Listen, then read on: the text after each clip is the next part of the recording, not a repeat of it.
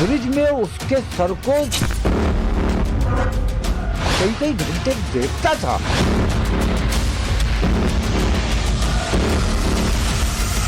इससे तो ऐसा लगता है जैसे वो मानसिक बीमार है।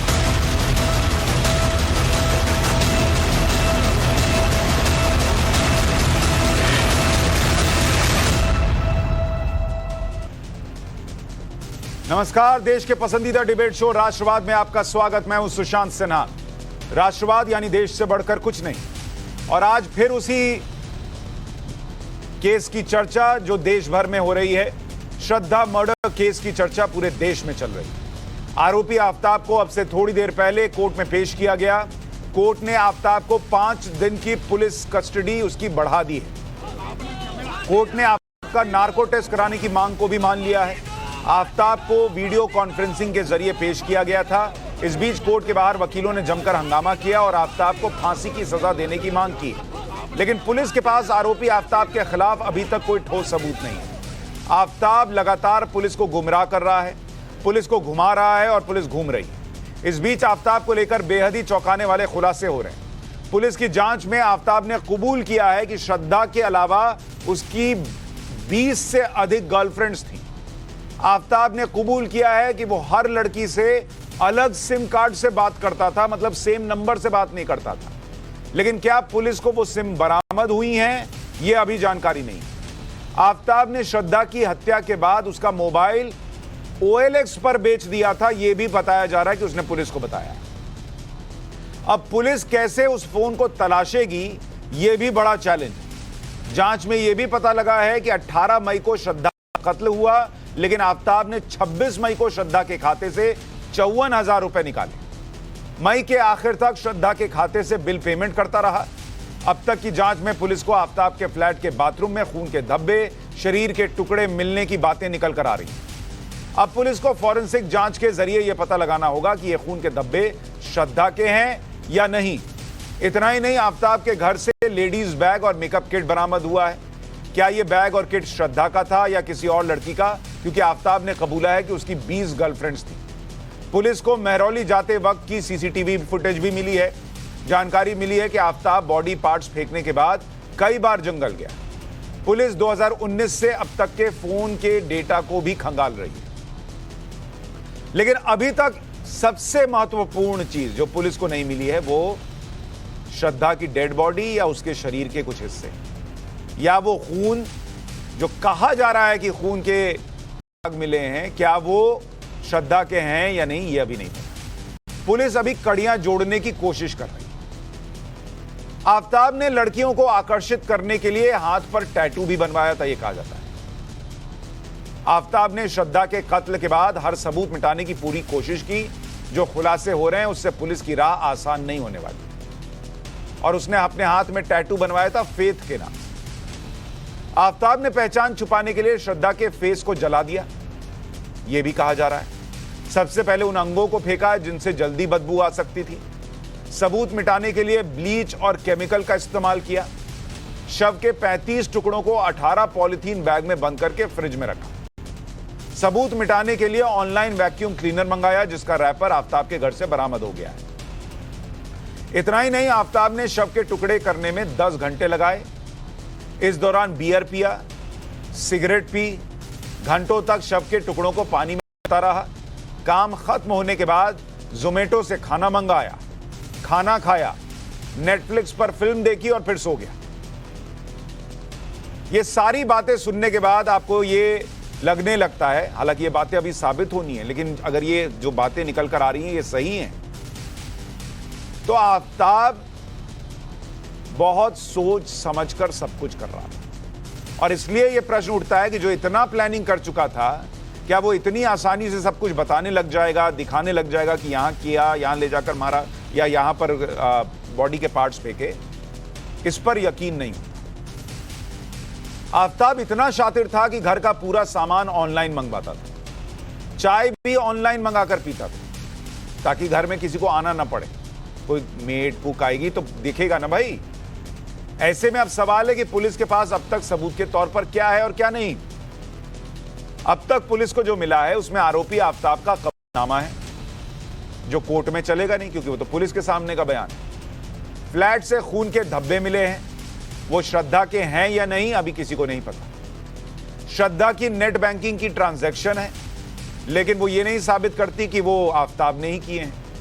श्रद्धा के इंस्टाग्राम अकाउंट से चैटिंग हुई है, लेकिन वो आफताब कर रहा था श्रद्धा के मर जाने के बाद, ये अभी साबित नहीं हुआ।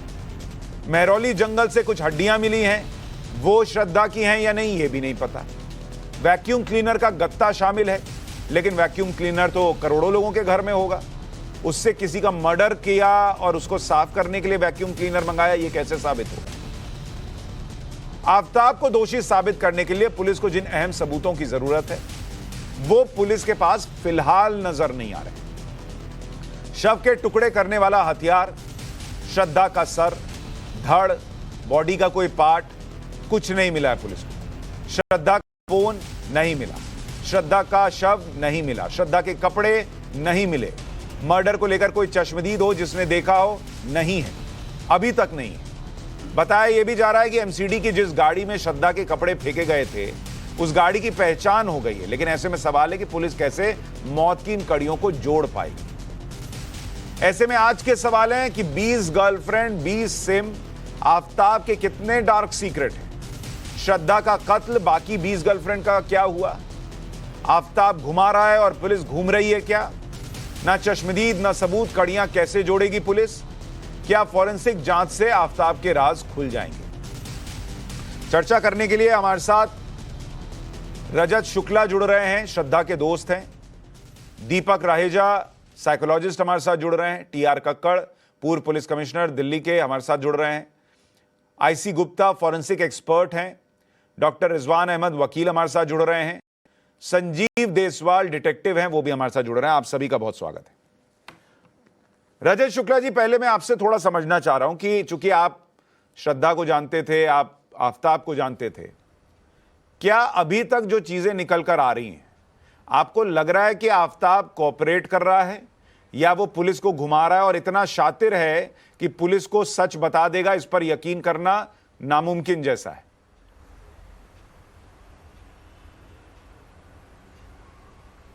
देखिए, जितना आफताब को जाना, उसी से ये जो भी चीज़ें कर रहा है बिल्कुल वो सेम पैटर्न है उसके। मतलब मान लीजिए कि पर्सनालिटी ट्रेट में है कि वो किस तरीके से लोगों को घुमाए, गुमराह करे, कहानियाँ बनाए, वो वही कर रहा है जो वो हमेशा करता आया है। तो मेरे ख्याल में ये सभी बातें शुरुआत से जिस तरीके से उसने कही थी कि शादी करने के लिए कंपेल कर रही थी श्रद्धा, जिसकी वजह से बेचारे आफताब ने मजबूरी में मर्डर किया, ये एक बिल्कुल बेसलेस बात है। श्रद्धा बहुत प्रैक्टिकल लड़की थी, बहुत बोल्ड थी, वो आधुनिक थी, वो काफ़ी ज़्यादा। वो शादी जैसे एक मामले को लेकर एक ऐसे लड़के के साथ बिल्कुल नहीं रहेगी जो बहुत टॉक्सिक है, मारा पीटी कर रहा है, ये सभी चीज़ें। कुछ बहुत बड़ी मजबूरी रही होगी बेशक ही, और वो शायद ब्लैकमेलिंग हो सकती है, जिसकी वजह से श्रद्धा उसके साथ कंटिन्यूसली थी। और अंत में आप देख रहे हैं क्या है। आपने कहा कि उसका ट्रैक रिकॉर्ड है, जिस तरीके का गुमराह करने का, भ्रम फैलाने का, वही वो कर रहा है। उस ट्रैक रिकॉर्ड को अगर आप थोड़ा बता सके, किन बातों से श्रद्धा ने कभी बताया हो कि इस तरह से घुमाता है, मैनिपुलेट करता है, कुछ चीजें आपको ध्यान आती हो?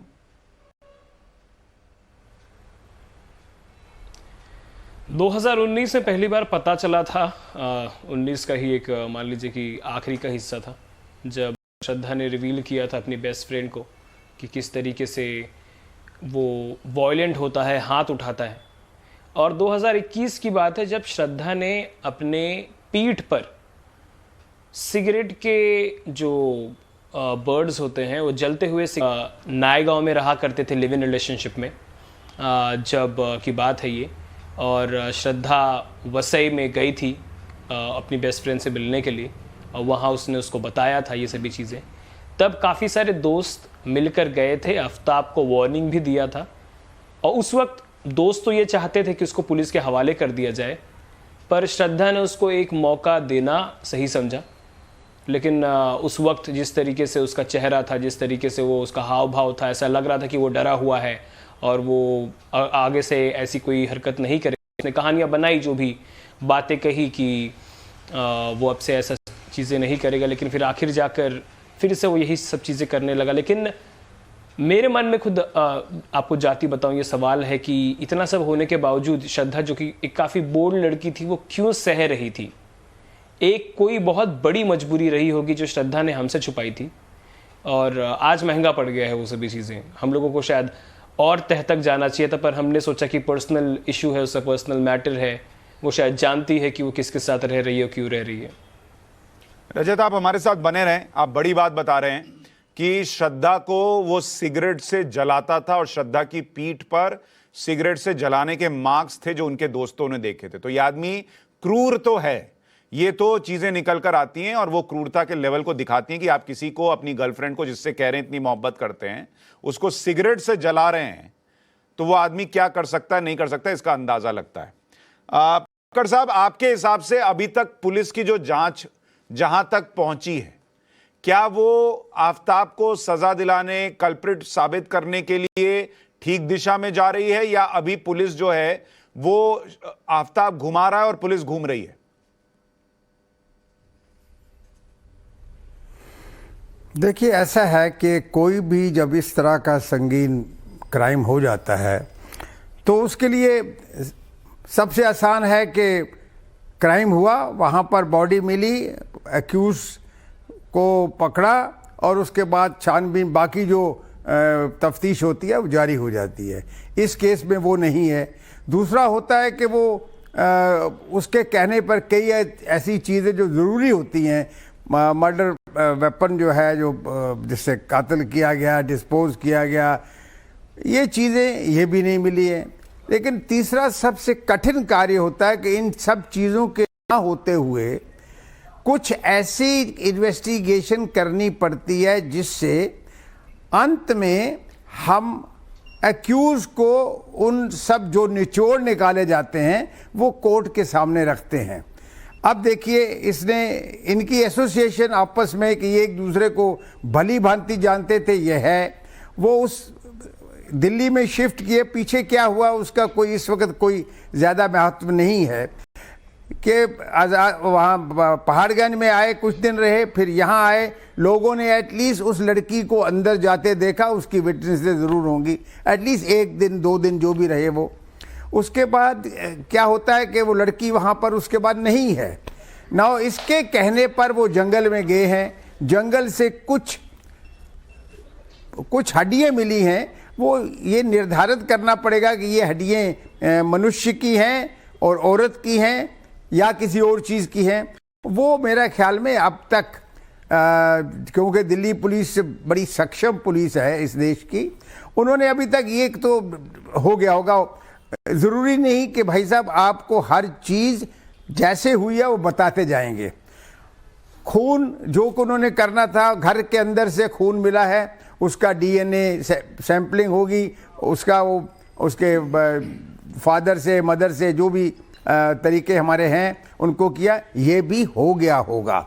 इसके अलावा जो बाकी चीज़ें अब हो रही हैं कि क्या वो घुमा रहा है, वो घुमा नहीं रहा। देखिए, फॉर्चुनेटली 5 दिन का और रिमांड मिल गया है।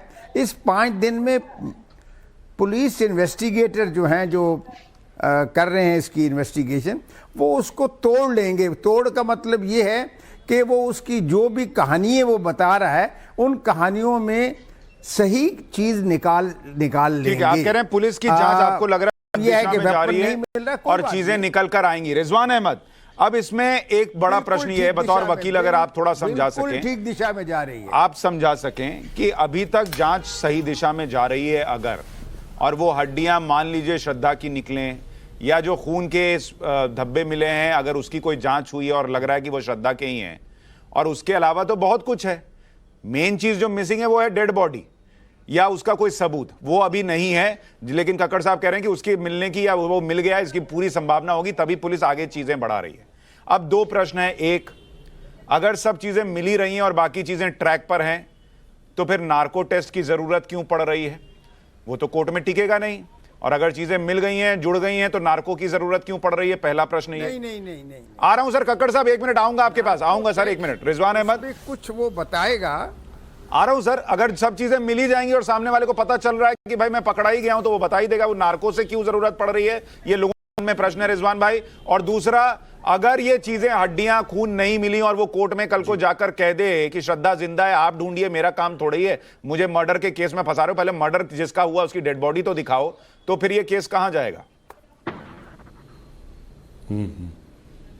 जी शुक्रिया जयंत, वंदे मातरम।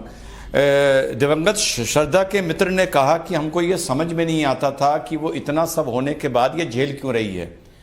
प्रथम दृष्टिया आम आदमी का वही बात होगी जो उनके मित्र ने कही, ये सवाल सबके मन में उठेगा। सुशांत भाई, ये जो जब ये प्यार एक लेवल को, एक थ्रेशोल्ड को ब्रेक करता है, तो ये सनक का रूप लेता है। ये सनक का रूप डिस्ट्रक्शन में भी लेता है, और ये सनक का रूप कभी कभी इंसान को बहुत कमजोर बना देता है। तो यहां पर जो श्रद्धा का केस है, मुझे लगता है कि उस प्यार में, उस सनक में वो इतनी कमजोर हो गई थी कि इस पिंजड़े से अपने को छुड़ा नहीं पाई, क्योंकि अब वो तो है नहीं। अब हम उसके एक अंदाजा लगा सकते हैं कि क्या हुआ होगा। तो शी बिकेम, जो बता रहे हैं ना, वो बड़ी बोल्ड थी, स्ट्रांग थी। आ रहा हूं वो राजेश जी, दुनिया के लिए करने दीजिए, आ रहा हूं। मोहब्बत के लिए नहीं थी। मोहब्बत में वो बेचारी इतनी कमजोर हो गई होगी कि वो ये जो चेन से बंधी हुई थी, इसको तोड़ नहीं पाई, नंबर 1। नंबर 2, जो आफताब लड़का है, इसका जो पूरा अभी तक मोडस ऑपरेंडी नजर आ रहा है, I am sure Delhi police इस पे वर्क करेगी। इस बंदे के कम से कम 7 साल पीछे जाना चाहिए, 7 इयर्स। इस बंदे का कोई ना कोई क्राइम कहीं ना कहीं जरूर निकलेगा। यह फर्स्ट टाइम करा वाला, एग्जीक्यूट करने वाला मुझे कम से कम क्राइम नहीं लग रहा है। कहीं ये पहले रहा हो, वहां कोई लड़की गायब हुई हो, something like that, may be. 3, आपने मतलब आप कह रहे हैं इसका पहला मर्डर नहीं लग रहा आपको? आपको लगता है इसने और कुछ ना कुछ क्राइम किया होगा, मर्डर किया होगा? मुझे नहीं लग रहा, मुझे नहीं लग रहा, मुझे नहीं लग रहा, मुझे नहीं लग रहा। 7 साल इसकी पीछे क्रिमिनल हिस्ट्री में घुसना चाहिए, पल पल की, कौन कौन से थानों में रहा, कहां कहां रहा, वगैरह वगैरह। उसके बाद आगे हम बढ़ते हैं। जो ये इन्वेस्टिगेशन होता है ना सुशांत भाई, ये हम लोगों को बड़ा वाटर टाइट लगता है बहुत, कि पुलिस ने बड़े अच्छे पर्चे काटे हैं, बड़ा अच्छा इन्वेस्टिगेशन हुआ है, समय बीत गया है। बॉडी ना मिलना एक अलग बात है, क्योंकि पुलिस खुद मान रही है कि घटना बहुत पुरानी है। वेपन ऑफ क्राइम भी मिल जाए तो बहुत अच्छी बात है। जो टुकड़े मिल रहे हैं उसका डीएनए श्रद्धा की फैमिली के साथ मैच कर जाए तो वेरी गुड। ये सब चीजें इन एविडेंसेस को और स्ट्रांग बनाएंगी। लेकिन एक बात जरूर कहूंगा, जब ये इन्वेस्टिगेशन पूरा हो जाता है ना, ये बड़ा वाटर टाइट लगता है कि भाई मजा आ गया। फिर जब ये चार्जशीट चली जाती है और समाज उस किस्से को भूल चुका होता है, तो फिर दूसरी तरफ के वकील निकल के आते हैं, और फिर इस इन्वेस्टिगेशन के जो तार होते हैं, जिसको रिजवान अहमद या कोई चैनल जाहिर सी बात है कवर नहीं करता है, तो आगे जाके 5 साल बाद, 7 साल बाद, 8 साल बाद यही इन्वेस्टिगेशन जो आज वाटर टाइट लग रहा होता है, यही बात आगे जाके होती है कि अरे पुलिस ने ऐसी गलती कर दी थी, जैसा आरुषि का केस आपको याद होगा। ठीक, तो कुल मिला के मेरा मानना यह है कि आज जो नार्को टेस्ट की बात आई, नार्को टेस्ट की प्रोसिक्यूशन में रेलेवेंस हो ना हो, लेकिन नार्को टेस्ट में वो कुछ ऐसी बातें बता सकता है जो एक एविडेंस के तौर पर ट्रांसफॉर्म हो सकती हैं या उनको क्रिएट किया जा सकता है। सो नार्को टेस्ट इसमें जरूरी है, क्योंकि इसमें एविडेंसेस, आई विटनेसेस नहीं है। ठीक है, और ठीक है, मैं एक रिएक्शन और लूं, मुझे पुलिस अप्रूवर कोई बनने लायक साहब मुझे ये बताइए जी, नार्को टेस्ट की जरूरत अमूमन जब सामने वाला कोऑपरेट ना कर रहा हो तब पड़ती है। लग रहा हो पुलिस को कि ये झूठ भी बोल रहा है, तो जो आदमी हड्डियां दिखा रहा है कि यहां पर फेंकी और हड्डियां मिल जा रही हैं, या बॉडी पार्ट्स फेंके और वहां हड्डियां मिल जा रही हैं, जिसके घर से अगर ब्लड के स्टेन्स मिल जा रहे हैं, उसका नार्को टेस्ट करना पड़ रहा है, इसका मतलब वो पुलिस को लग रहा है कि झूठ बोल रहा है, मदद नहीं कर रहा। फिर वो हड्डियां सही है नहीं है, इसको लेकर प्रश्न उठेगा या नहीं उठेगा? देखिए, इसमें कोई दो राय नहीं कि दिल्ली पुलिस के पास जितने भी ऑप्शन है इन्वेस्टिगेशन के, वो सारे ओपन रखना चाहती है। मैं आपके सवाल का जवाब देने से पहले एक बात ये कहना चाहूँगा कि 32 साल के एक्सपीरियंस में हमने ये देखा है कि अपराधी कितना भी शातिर हो, कितनी भी अच्छी रणनीति बना ले अपने क्राइम को छुपाने के लिए, लेकिन उसके बावजूद भी वो कहीं ना कहीं छोटी छोटी ऐसी गलतियां कर देता है जिन गलतियों को ढूंढना ही एक इन्वेस्टिगेटर का काम है। इसमें छोटी छोटी गलतियां उसने की हैं जो सबको नजर आ रही हैं। जैसे उसने ब्लड क्लॉट्स को मिटाने के लिए ऑनलाइन ऑर्डर किया केमिकल को, आरी खरीदी घर के पास से, बॉडी को डिस्पोज करते हुए इतना पानी भाया कि जो फ्री पानी था उसका भी बिल आया। ये बड़ी छोटी छोटी गलतियां हैं, लेकिन ये छोटी छोटी गलतियां जब आपका एविडेंस बनती हैं और एविडेंस जब ये इकट्ठी होती है, कलेक्ट करती हैं एक दूसरे से, तब आपका क्राइम दिखना शुरू होता है। अब बात आती है इन्वेस्टिगेशन में कि पुलिस को इसमें क्या करना चाहिए। जो इसने छोटी छोटी गलतियां की हैं, मैं समझ रहा हूं कि बड़ी गलतियां इसने करी और बॉडी को नहीं मिलने दिया, आरी को नहीं मिलने दिया, खून लगे हुए कपड़े भी नहीं मिलने दिए, लेकिन छोटी गलतियां थी जो नहीं छुपा पाया। अब मैं बताता हूं इसने छोटी गलतियां क्या की हैं जो इन्वेस्टिगेशन पुलिस को करनी ही चाहिए। देखिए, हो सकता है इसने अपने मोबाइल की लोकेशन ऑफ की हो जब ये बॉडी को डिस्पोज करने जाता हो। मैं मानता हूं कि वो इतना स्मार्ट था, लेकिन उसने एक गलती जरूर की होगी जो गलती अब छुपाई नहीं जा सकती। हमारे मोबाइल के अंदर सोशल मीडिया एप्स होती हैं जिनके अंदर अपनी इनबिल्ट लोकेशंस होती हैं।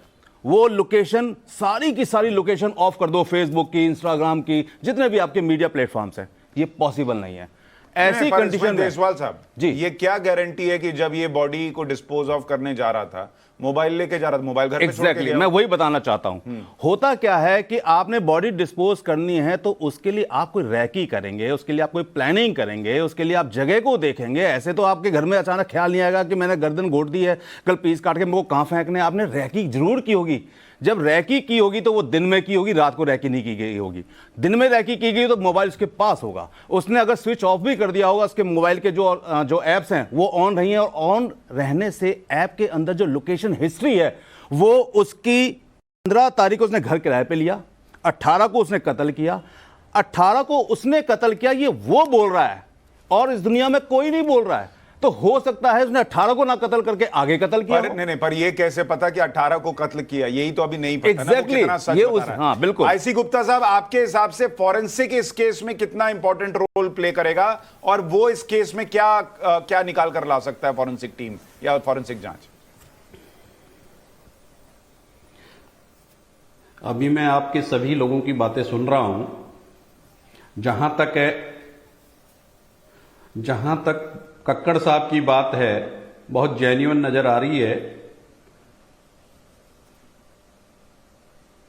अब आज के बाद में या पुलिस इन्वेस्टिगेशन जब से चालू होता है,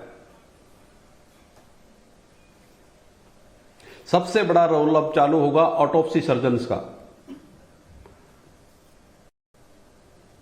उनकी एक्सपर्टाइज और उनकी सीनियरिटी, एक्सपीरियंस, ये सब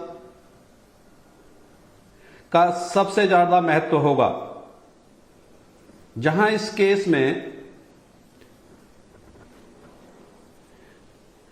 उन लोगों की ड्यूटी होगी कि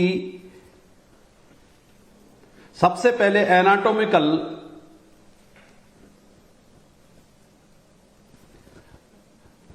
रिकंस्ट्रक्शन ऑफ डेड बॉडी की जाए। इसका क्या मतलब हुआ सर? और उसके बाद में इसका मतलब हुआ कि मानो 50 पार्ट अलग अलग डिफरेंट जगह पे मिलते हैं, उन सबको एक साथ इकट्ठा करके ये देखा जाए कि एक ही डेड बॉडी के पार्ट हैं ये, और एक ही हथियार से, और जो हथियार यूज किया गया है उसका चोटें जो हैं वो उनसे मिलती हैं। आईसी गुप्ता साहब, मैं एक काम कर रहा हूं, आपका ऑडियो शायद आपको इको हो रहा है, इसलिए आप रुक रुक कर बोल रहे हैं, काफी समय लग रहा है। मैं उसको ठीक कराता हूं, फिर आपके पास आता हूं। दीपक राजा, आपके हिसाब से जो रजत शुक्ला श्रद्धा के फ्रेंड बता रहे हैं और जो अब तक जांच में दिख रहा है, आपके हिसाब से ये आदमी जितना शातिर दिख रहा है उस हिसाब से ये कितना सच बता रहा होगा, कितना कोऑपरेट कर रहा होगा, क्या इस वक्त इसके दिमाग में चल रहा होगा? देखिए, जो टर्न ऑफ इवेंट्स हुआ है उससे बहुत स्पष्ट नजर आ रहा है कि इसमें एक्सट्रीम फॉर्म ऑफ मैनिपुलेटिवनेस, जिसको आपने शातिरता कहा, कहीं वो बहुत स्पष्ट रूप से नजर आ रही है। जिन पहलुओं में उसने तय किया कि बॉडी को कैसे डिस्पोज करना है, छोटे छोटे टुकड़े करके फ्रिज में रखना, फ्रिज नया खरीदना, 15 तारीख को मकान लेना, 18 तारीख को या उसके आसपास कत्ल का इरादा करना, butcher knife, even if he was a chef, इतना आसान नहीं होता एनाटॉमिकली स्टडी करके ह्यूमन बॉडी को कट करना, उसी फ्रिज के अंदर खाना जोमेटो का स्टोर या किसी ऐप से मंगा के स्टोर करना और वही खाना खाना, मतलब ये बहुत एक्सट्रीम फॉर्म ऑफ कनिंगनेस। और यहाँ पे शातिरता का देखिए, एक तो कि कितनी डेटिंग एप्स में वो सक्रिय था ये आप पहले बता चुके हैं, और जिस वक्त श्रद्धा का मृत शरीर उस फ्रिज के अंदर था वहाँ पे वो और महिलाओं को लाता रहा है और उनसे शायद अमूमन ऐसा सामने आ रहा है कि उनसे घनिष्ठ इंटीमेट संबंध भी बनाता रहा है। तो ये एक बहुत ही विकृत और बीमार सोच है। इसका जो कानून में हम बात करते हैं, फोरेंसिक की किताबों में बात करते हैं, रेयरेस्ट ऑफ रेयर केस, ये उसी श्रेणी में आता है। और कहीं हमें बहुत क्लियरली स्पष्ट नजर आ रहा है कि ये व्यक्ति बहुत विकृत है, बहुत सचेत और बहुत ही कपट मानसिकता है। थिंग्स आर सब जुडिस। कक्कड़ साहब, मैं आपके पास आ रहा हूं, आप कुछ जोड़ना चाह रहे हैं। एक बार पहले रजत के पास चल रहा हूं। रजत, आप कुछ जोड़ना चाह रहे थे, पहले बताना चाह रहे थे। जी, जो डॉक्टर रिजवान अहमद जी ने कहा कि वो सोचते हैं पॉसिबिलिटी कि कमज़ोर जो हो गई थी श्रद्धा वो प्रेम की वजह से हुई थी, तो मैं आप लोगों को बताना चाहूँगा कि श्रद्धा लगातार हम लोगों के सामने बयां करती रहती थी कि उसे इस रिलेशनशिप से बाहर भी आना है, वो आ नहीं पा रही थी। तो यहाँ फोकस करने वाली बात ये बनती है कि क्या था वो फैक्टर जो उसे फिर भी वो ब्लैकमेलिंग हो सकता है, इसकी मुझे भी कहीं ना कहीं शक है इस चीज़ का। और मेरे और जो दोस्त हैं, मैं जिन लोगों से बात करने की कोशिश कर रहा हूँ, जो हमारे कॉलेज ग्रुप के जो भी एसोसिएटेड लोग थे, उन सभी लोगों का यही मानना है कि आफताब का सिर्फ एक अंश पता चला है हमें। और जब ये पूरा क्राइम सीन पता चल रहा है तो ऐसा लग रहा है कि ये एक पेशेवर क्रिमिनल है, बहुत ज़्यादा, मतलब ट्रेंड है, ऐसा नजर आता है। रजत भाई, एक बात बताइए, जब आप लोग दोस्त लोग उससे पूछते ही होंगे कि जो सिगरेट से जला रहा है, जो मारपीट कर रहा है, उसके साथ श्रद्धा तुम क्यों रह रही हो, तो वो क्या जवाब देती थी?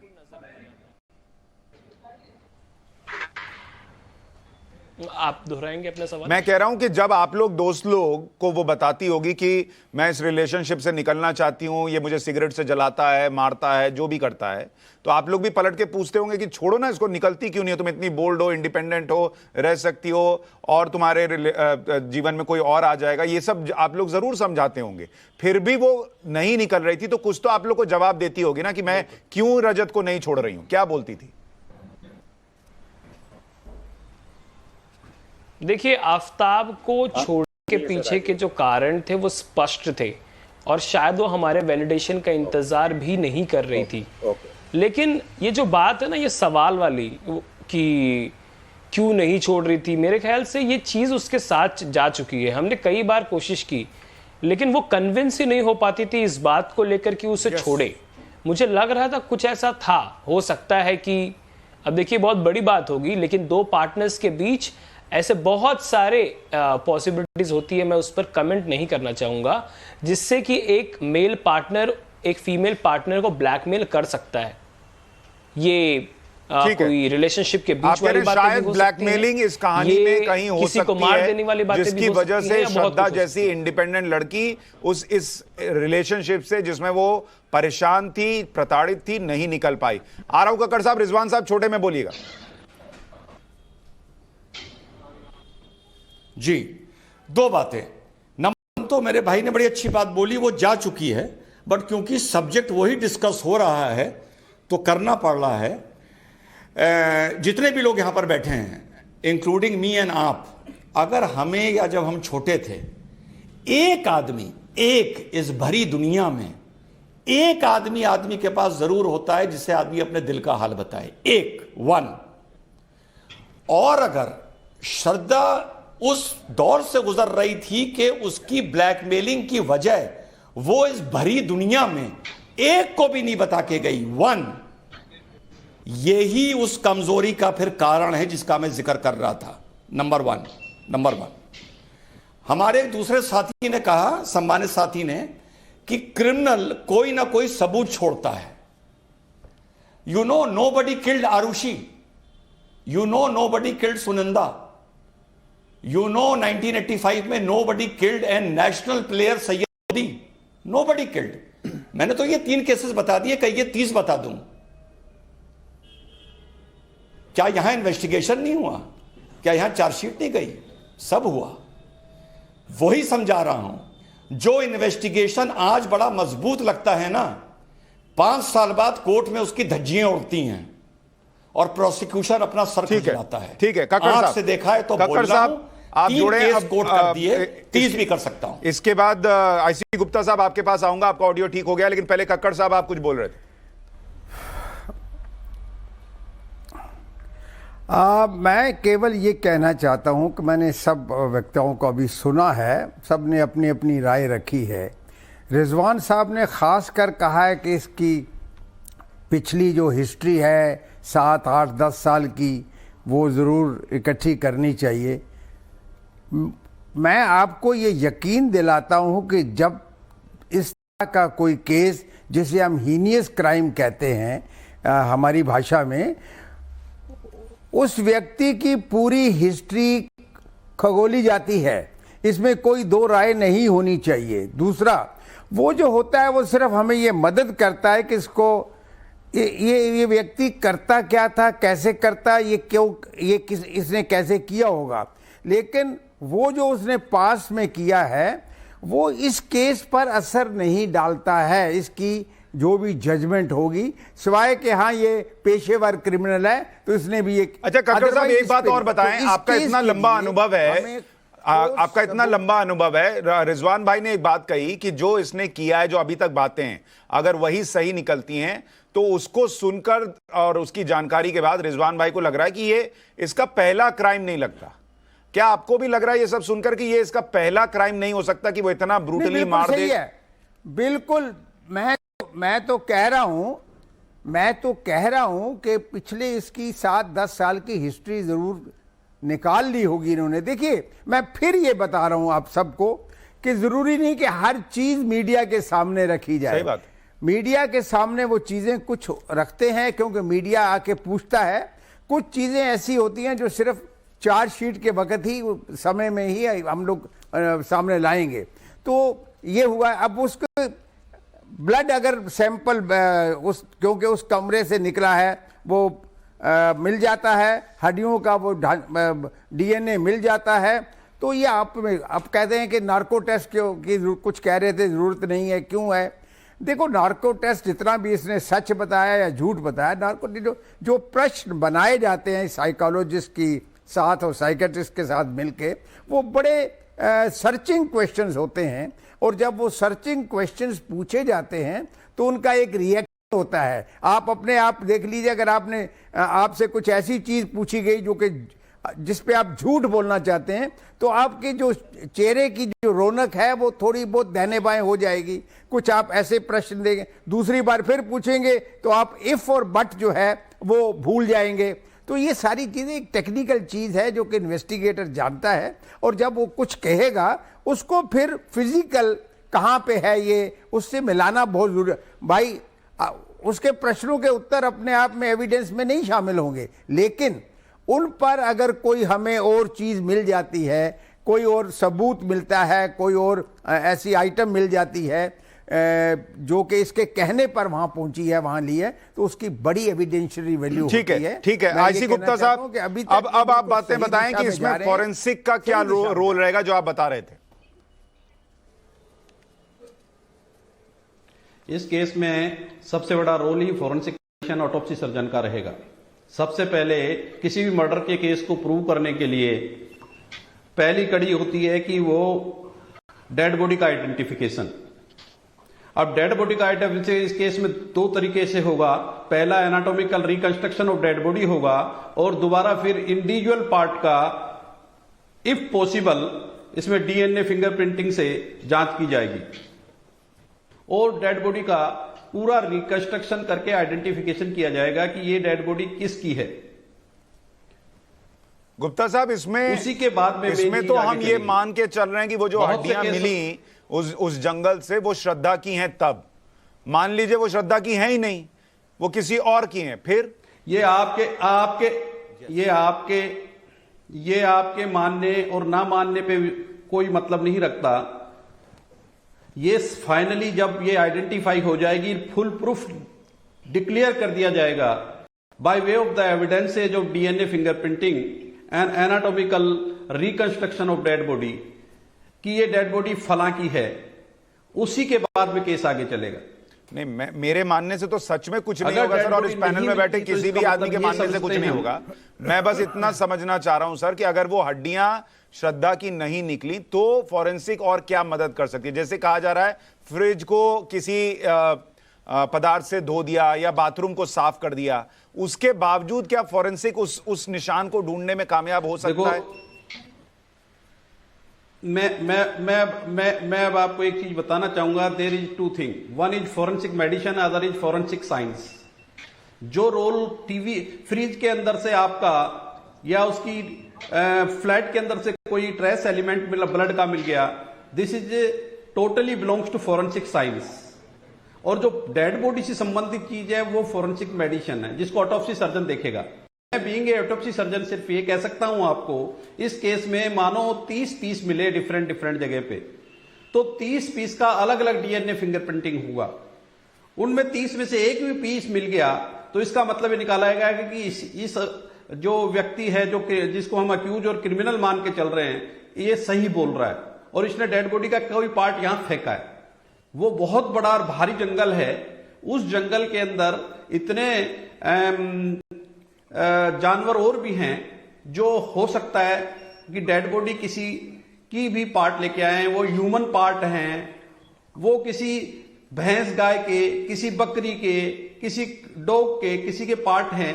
ये सारी चीज आइडेंटिफिकेशन होंगी पहले, और ये काम करेंगे जब ऑटोप्सी सर्जन की एक सीनियर डॉक्टर्स की टीम इसके अंदर वर्क करेगी। इसमें एक बोर्ड बनना चाहिए जिसमें 3 कम से कम सीनियर ऑटोप्सी सर्जन इसमें वर्क करें। एक एनाटॉमिकल डिपार्टमेंट भी होता है मेडिकल कॉलेजेज में, आइलिनिया इंस्टीट्यूट में जैसे है, सभी में है। ठीक है, आप कह रहे हैं ऑटोप्सी सर्जन उन हड्डियों की जांच करेंगे। मैं आ रहा हूं देसवाल साहब। दीपक रहेजा साहब, मुझे 2 बातें बताइए। एक, अभी तक जितना इसका आपने दिमाग का एनालिसिस किया, क्या आपको यह लग रहा है कि यह आदमी इतना प्रेम से, आराम से पुलिस को ले जाके दिखा देगा कि बॉस मैंने यहां पर बॉडी फेंकी है और वो हड्डियां श्रद्धा की निकल आएंगी? क्या आपको ये लगता है? और दूसरा, नार्को टेस्ट में चूंकि मनोचिकित्सक जो होते हैं उनसे मिलकर सवाल तैयार किए जाते हैं, इस केस में किस तरह के सवाल नार्को टेस्ट में पूछे जा सकते हैं? देखिए, जैसा कक्कर साहब कह रहे थे, ये जो सवाल हैं वो बहुत सक्षमता से, बहुत केयरफुली एक साइट्रस के साथ बनाए जाते हैं, और जब पूछा जाता है, और यही कारण है कि पुलिस जब इंटेरोगेट करती है तो उनकी टेक्निक्स इतनी सूक्ष्म और इतनी होती हैं, वो छठे को भी क्रैक डाउन करने में सक्षम हो पाती है। थोड़ा व्यक्ति दीपक जी, आपका ऑडियो ठीक नहीं है, मैं उसको ठीक कराकर आपके पास आता हूं। मैं आपके पास आता हूं, ऑडियो आपका ठीक नहीं आ रहा है। संजीव जी, पूरी कहानी अभी तक जो समझ में आ रही है वो 2 बातों पर निर्भर लग रही है। एक, कि या तो वो हड्डियां श्रद्धा की निकल आए, या वो खून के जो धब्बे हैं वो श्रद्धा के निकल आए, या कोई ऐसी चीज, हड्डी, खून, कुछ बॉडी पार्ट, कुछ ऐसा मिले जो श्रद्धा मर गई है ये साबित करे। क्या मैं सही कह रहा हूं? अगर ये नहीं होता है तो पानी का बिल से लेकर और तमाम चीजें जो हैं वो मेन कहानी को बिल्ड नहीं कर पाएंगी, मेन कड़ी नहीं जोड़ पाएंगी। देखिए, इसमें कोई 2 राय नहीं कि कई केसेस के अंदर, जैसा कि अभी रिजवान जी ने कहा था कि बहुत से केसेस हुए जिसके अंदर अपराधी छूट गए। क्राइम तो हुआ, क्राइम हुआ, इन्वेस्टिगेशन भी हुई। अगर इन्वेस्टिगेशन ठीक से नहीं हो पाई तो इसका मतलब ये नहीं कि क्रिमिनल को छोड़ दिया जाए या क्रिमिनल बच जाए। इसमें भी देखा जाए तो अगर हमारे पास सॉलिड एविडेंसेस नहीं मिलते हैं, जो कि सॉलिड एविडेंसेस के नाम पर सिर्फ 3 एविडेंसेस हैं, या बॉडी का कोई पार्ट मिल जाए, या कोई ब्लड क्लॉट्स मिल जाए, या आरी मिल जाए, या कोई कपड़ा मिल जाए। लेकिन अगर ये सारे के सारे एविडेंस हमें नहीं मिल पाते किसी भी कीमत पे, तो क्या हम ऐसे हैवान शैतान क्रिमिनल को बचकर जाने देंगे कानून से? नहीं, हमारे पास एक मिनट मैं यहां थोड़ा सा रिजवान भाई को ला रहा हूं। रिजवान भाई, मैं बतौर वकील आपसे पूछ रहा हूं, आप इसके बारे में बताइए। क्या आफताब का वकील कोर्ट में खड़ा होकर यह नहीं कहेगा कि बॉस ये इतना शातिर है, इतना क्रूर है, इसने श्रद्धा को मार दिया?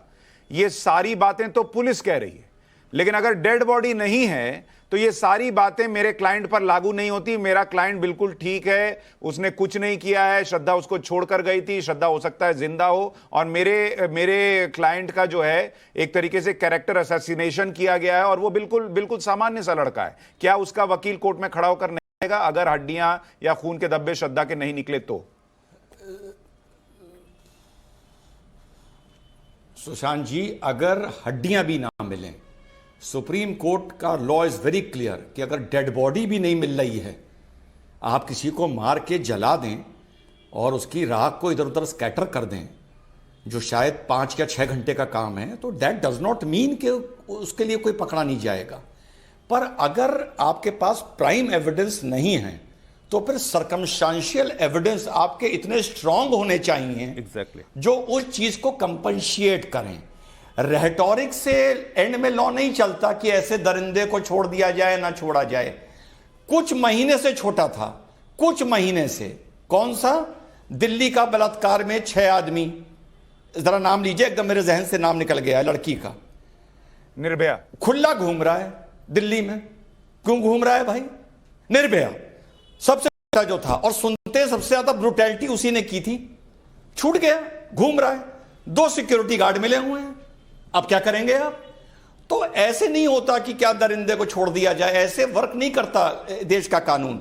Remember one thing, criminal justice system of India, the prosecution has to establish the case beyond reasonable doubt.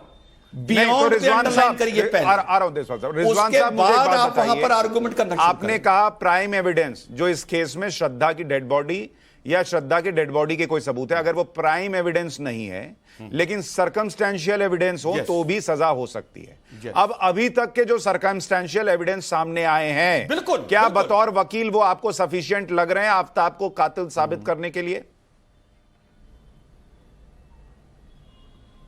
Number 1, 2 चीजों का मैच होना यहां बहुत जरूरी है। पहला, उस फ्लैट में श्रद्धा की बॉडी से कनेक्टेड ब्लड स्ट्रेन, ब्लड से कनेक्टेड कोई एविडेंस, और दूसरा जंगल से मिलने वाली बॉडी का एविडेंस। ये दोनों अगर मैच हो गए तो मुकदमा बहुत मजबूत हो सकता है। अगर यही दोनों मैच नहीं हो पाए तो आई एम अफ्रेड कि 5 साल बाद पता नहीं क्या होगा। I can not predict right now. Sanjeev ji, आप कुछ जोड़ रहे हैं? देखिए, मैं ये समझता हूं कि हमारे पास चेन ऑफ सर्कमस्टेंस एविडेंस बहुत सॉलिड हैं।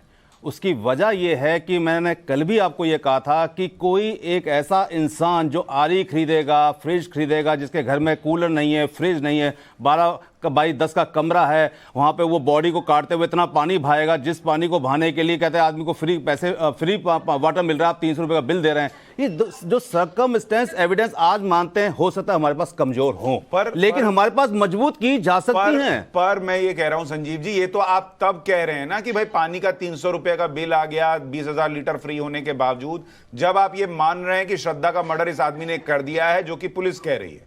अगर कल वहां पर बॉडी नहीं मिली और वो कहे कि मैं 2 दिन के लिए कहीं गया था और मुझसे नल खुला छूट गया था, इसलिए बिल आ गया, क्या कहेंगे? नहीं, इसमें एक बहुत इंपॉर्टेंट पॉइंट है कि श्रद्धा के गायब होने के बाद उसके जो सोशल मीडिया के अकाउंट एक्टिव थे, वो कौन एक्टिव करके रखा था? नहीं, कैसे पता कि वो श्रद्धा ने नहीं किए थे? एग्जैक्टली यही मैं कह रहा हूं कि सर्कमस्टेंस एविडेंस इसी को कहते हैं, इसी को तो पुलिस ने खोजना है, इसी को तो पुलिस ने निकालना है कि एविडेंस कैसे निकाले जाए। अभी नहीं है ना सर, आप कह रहे हैं। देखिए, 5-4 दिन की इन्वेस्टिगेशन में हाउ कैन वी से कि अभी आज हमारे पास क्या कहना है? मैं कहां कह रहा हूं, मैं तो कह रहा हूं पुलिस ढूंढ लेगी। नहीं, पुलिस को ढूंढना होगा, पुलिस कर ले, पुलिस को ढूंढना लेकिन मैं कह रहा हूं होगा। आज की तारीख में जब हम चर्चा कर रहे हैं तब वो सर्कमस्टेंशियल एविडेंस नहीं दिख रहे, तो 4-5 जो दिन प्राइम एविडेंस के बिना जो है वो साबित कर दें कि आफताब जो है वो उसी ने कत्ल किया है। दीपक रहेजा जी, अब आप अपनी बात पूरी करें, आपका ऑडियो ठीक हो गया है जी? मेरी आवाज आ रही है आपको? जी, आ रही है।